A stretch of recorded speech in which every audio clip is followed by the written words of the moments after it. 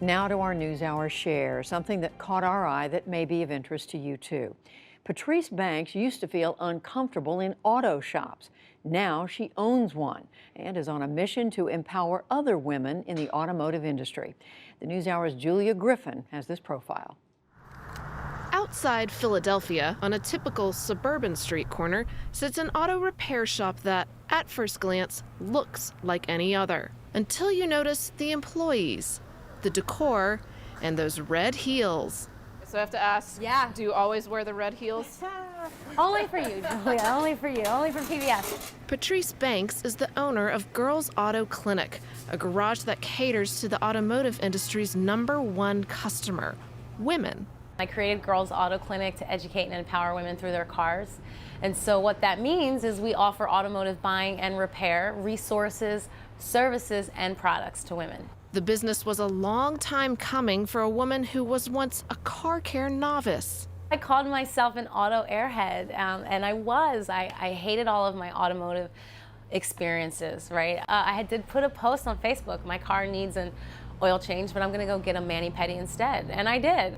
The guys were like, this is why women shouldn't drive, right? You're gonna be stuck on the side of the road with a blown engine. And my girlfriends were like, at least she'll look cute when she's thumbing it for a ride. But outside of cars, Banks was no airhead.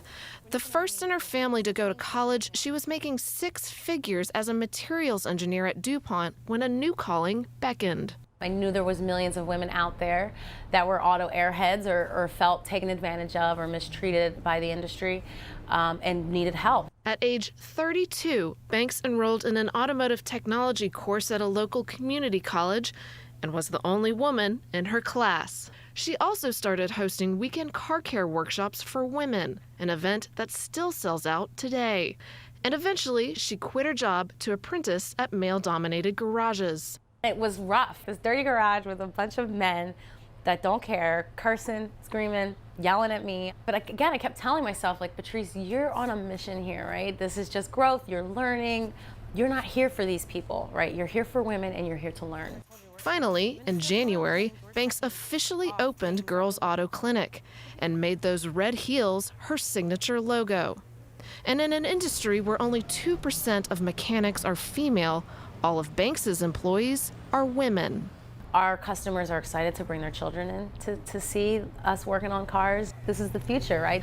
We want you to see that, yes, women can do these things. But Banks also wants to shift the entire repair shop experience beyond just vehicles with her Clutch beauty salon just next door. I thought, okay, have this place here where women are gonna say, yes, I gotta get my car oil changed, right? I'm gonna go get my nails done.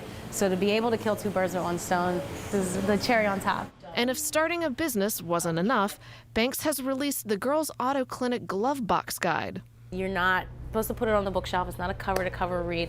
I want people to be able to use it, to find it helpful. In the end, Banks says she just wants to give women a leg or a heel up in the automotive field.